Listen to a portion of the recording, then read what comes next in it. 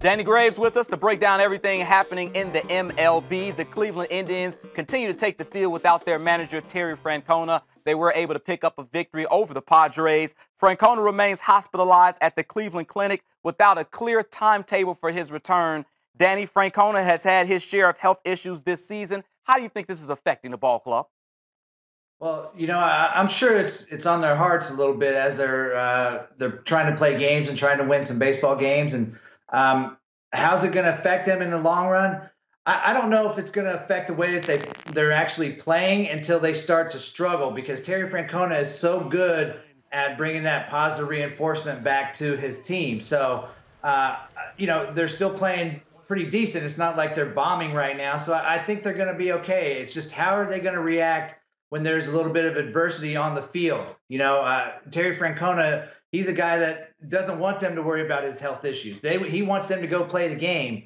But, of course, it's easier said than done. I'm sure they're thinking about him, but this is a time that hopefully he can get healthy. Their team keeps playing well, and then when he comes back, it'll be like nothing was ever gone.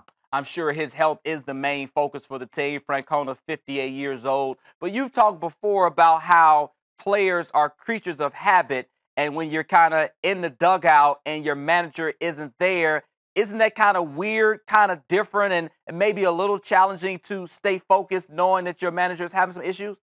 Well, I think that's different with every team because, a lot of teams, you don't even make any kind of communication with your manager if you're a certain player or you have a certain role on the team. As far as like a bench player, they don't have contact with a lot of the managers. The manager sends the bench coach to the player and say, hey, go get him ready because he may go in. Or he tells the pitching coach, hey, go tell so-and-so to get ready to go in.